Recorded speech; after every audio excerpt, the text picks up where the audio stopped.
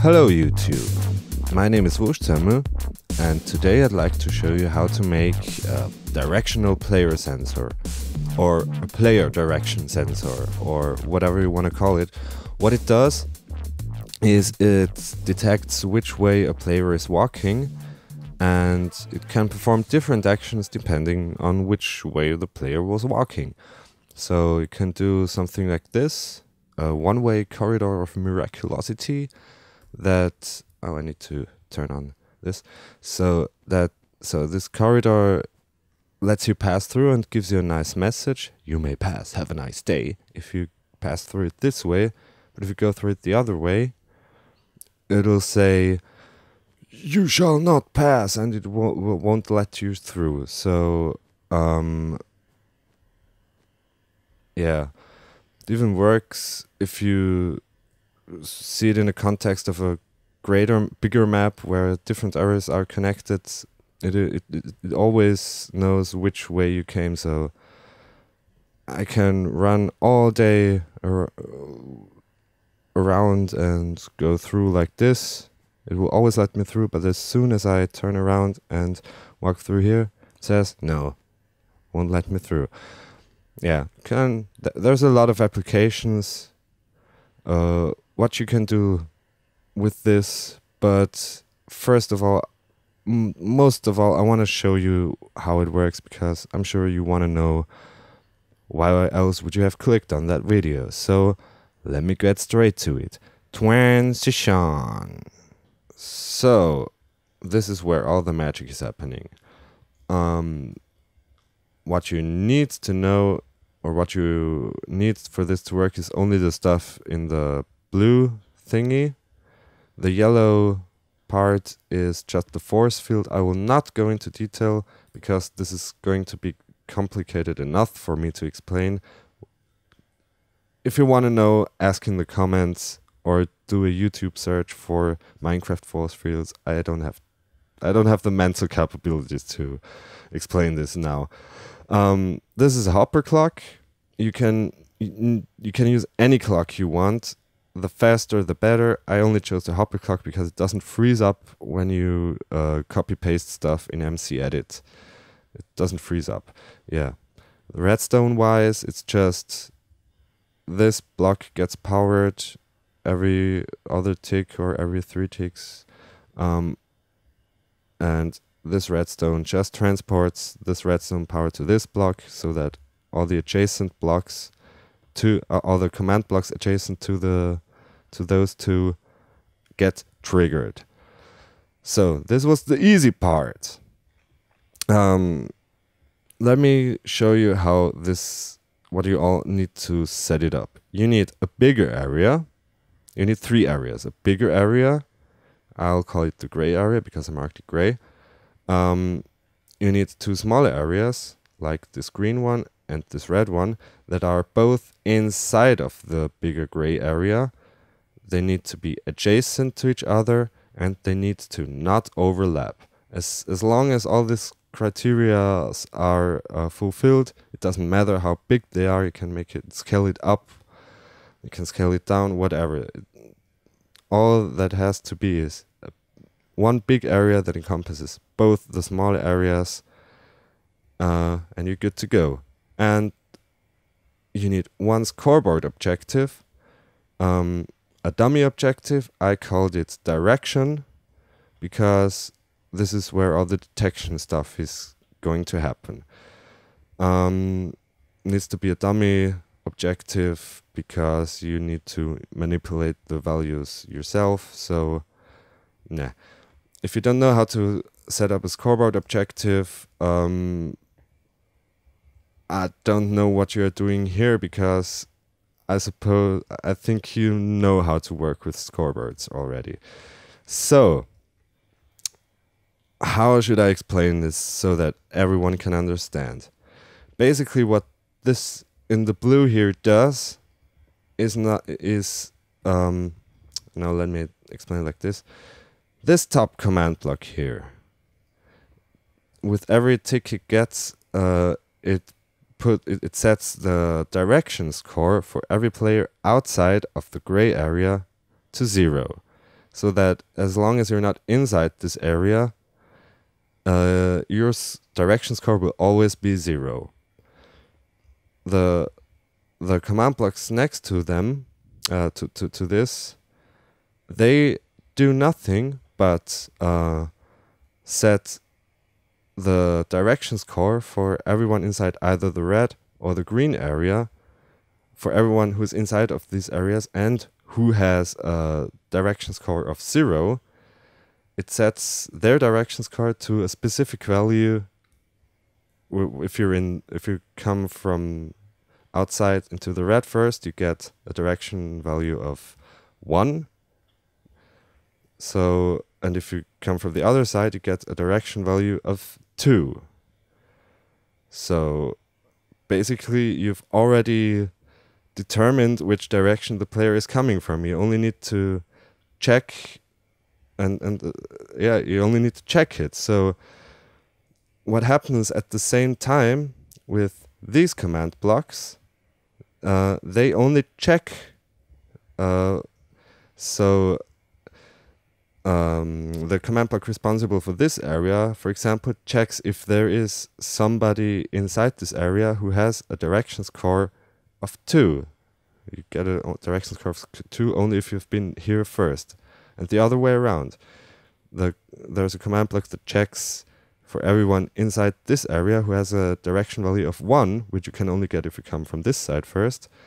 And if there is somebody with a direction value of 1, it triggers. So to follow, to make you understand better, if you come from outside and you enter this whole area, you can only enter from this side and get a direction value of 2, so that you can only so that as soon as you are in this area and you've entered from here, you have a direction value of 2.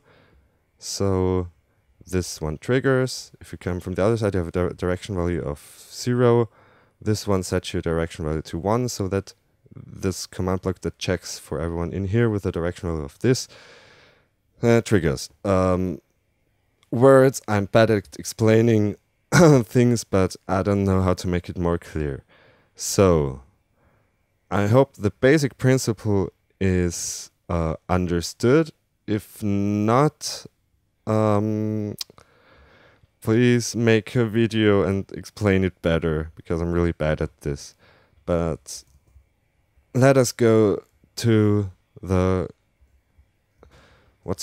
to the syntax for the command blocks. So as I said, this one gives everyone in the red area a direction value of 1 if he has a direction value of 0 beforehand. So this is the red area, and this says this is so that it only applies for people with a direction score of 0. So if they come from outside and not from the other area, so they get a direction value of 1. This here is the same, but only for the green area. You see scalable players set for all in the green area with a radius of 3. And with a direction score of 0, give them a direction score of 2. Yeah, the same, just for the green area. This top one, as I said, does nothing but set for everyone outside of this gray area with a outside of this gray area. That's why I use RM, minimum radius, gives them a value of 0, so that this thing can work. Back here, there's only a test for everyone, in this case, everyone inside red area with direction score of 2. So you need this score direction is 2 or minimum 2 to test for somebody with an exact score. You need this whole long thing. But I assume if you've done stuff with command blocks, you know how this works. Yeah, this here does the same. Everyone with a score of exactly 1 That's score of exactly 1. Inside the green area, test for him. If there is somebody, this will trigger. If there is somebody, this will trigger. This just says you shall not path if this stuff here is if this is the case, if this is triggered. This one says you have a nice day, blah blah blah, and this is just the force field that gets triggered. I don't know if I hope I didn't forget anything. I hope I made it understandable. I hope you understood what it was, because basically it's not so complicated. It's just hard to explain, especially if your first language isn't English. And if I did it in my language, it would be hard as well for me, maybe even harder. I don't know. Yeah. Please write in the comments if you have a better way of doing this. Please make a video if you can explain it better. Please, please, please, because I think it's a great idea. And if you want to incorporate it in a CTM map or a minigame or whatever, please do it. And show me. Leave a video response, whatever. Write a comment if you have further questions. I don't care.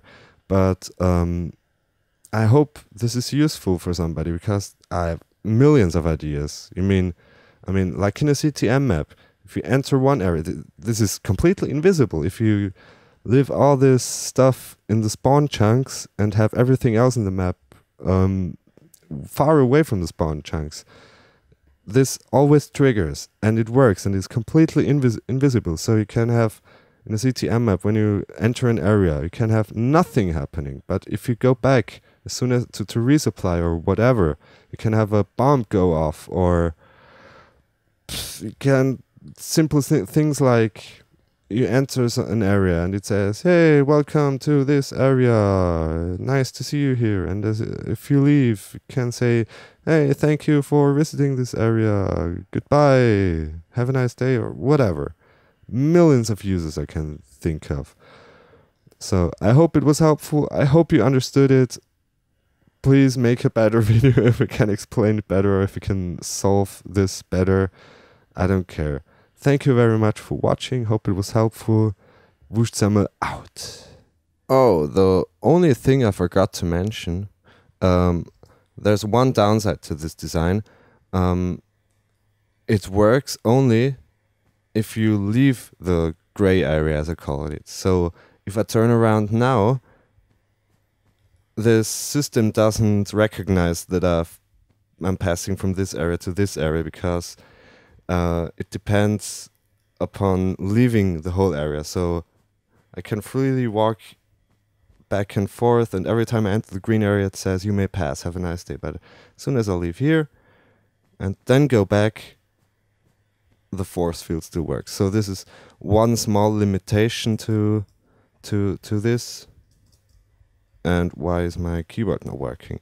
Yeah, this is one small limitation to this, as well as you lose a bit of space that you can't really use, but that's also why I used those dimensions, not only because they work perfectly, but also it uses less space aside of the corridor where it works, so you can have more map around it.